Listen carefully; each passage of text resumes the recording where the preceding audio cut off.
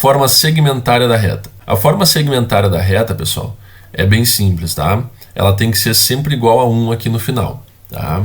Como é que eu obtenho essa equação segmentária aí através de uma equação geral da reta, tá? Vamos pegar um exemplo aqui qualquer, sei lá, 2x mais 4y menos 8 igual a 0, tá bom?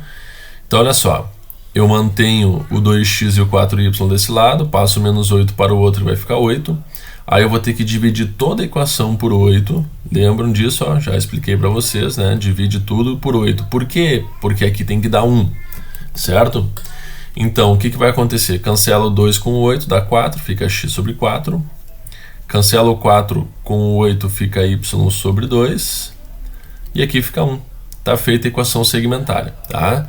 Ou seja, esse aqui é onde a reta intercepta o eixo do x.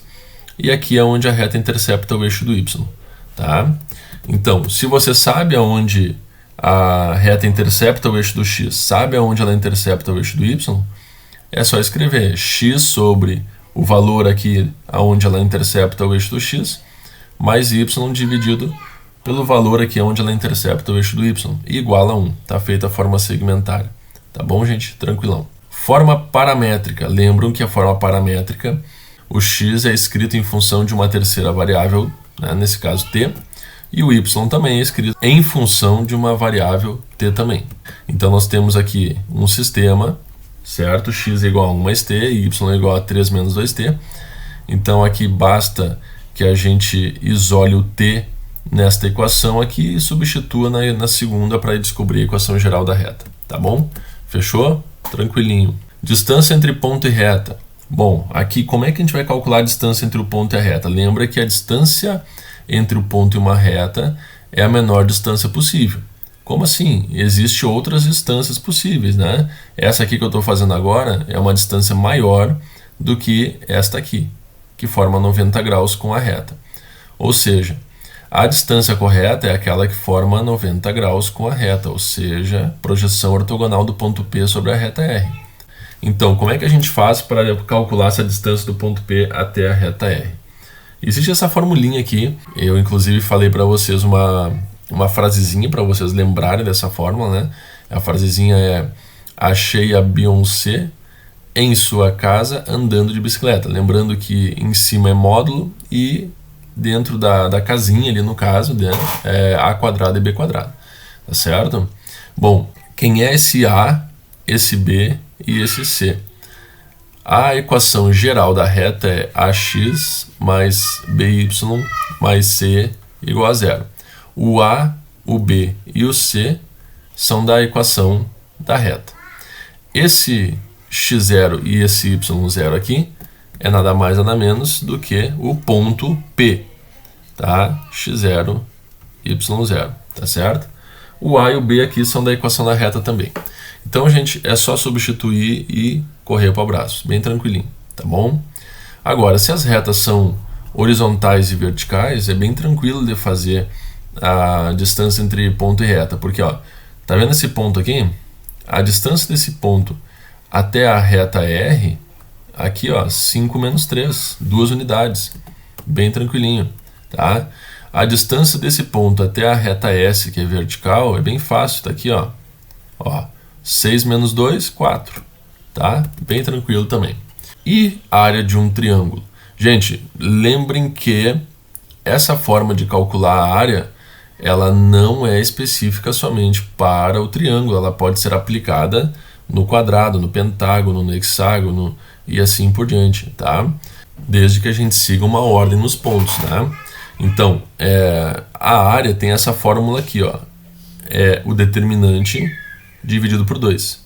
Então, você calcula o módulo do determinante e divide por 2, tá? Bem tranquilinho, não tem nenhum mistério. Então, olha só, vamos supor que fosse um quadrado, tá?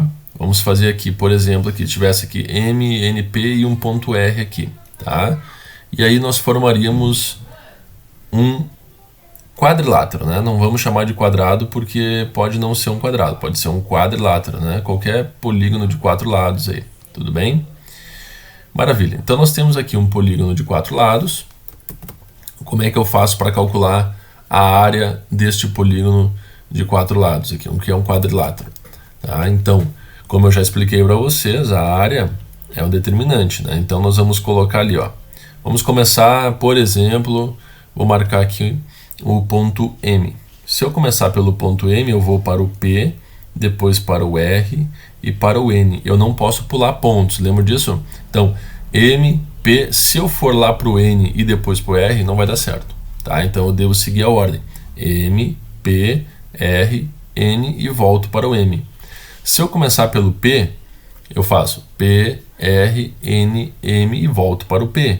Se eu começar pelo R, R, N, M, P e volto para o R. Tá bom, gente? Bom, então o que acontece? Ó, vamos lá. Se eu começar pelo M aqui, eu sei que o M tem coordenada X e coordenada Y. Então, é aquela velha história. O X do ponto M, o Y do ponto M. Tá? Depois eu vou para o P. Vai ser o X do ponto P e o Y do ponto P. Depois eu vou lá para o R. Vai ser o X do ponto R e o Y do ponto R. Depois eu vou lá para o N. O X do ponto N, o Y do ponto N. Depois eu vou lá para o ponto M novamente, tá? Que é só copiar a primeira coluna na última aqui, certo? E dividir tudo isso aqui por 2, ou seja, faz o cálculo em módulo, porque não existe área negativa, né? Então, se você achou, vamos supor aqui que você achou menos 4 nesse determinante aqui que a gente calculou, tá? Divide por 2, ó. O módulo de menos 4 é 4, fica 4 sobre 2, que dá 2, tá bom? Então, aqui a gente bota unidades de área, UA, tá? Que não existe aqui unidade centímetro quadrado, metro quadrado, etc. É unidades de área, tá, pessoal? Então é bem simples, né? Isso serve para quadrilátero, para pentágono, para hexágono, heptágono, octógono e assim por diante, tá? Só seguir a ordem correta, não tem nenhum mistério fazer isso aqui. Certo, pessoal? Espero que vocês tenham aproveitado essa revisão aí, né? E estudem bastante aí. Qualquer coisa, qualquer outra dúvida que vocês tenham, me pergunte durante a semana, tá? Que assim que possível farei mais vídeos aí para vocês. Certo, pessoal? Um abração aí e até o próximo vídeo.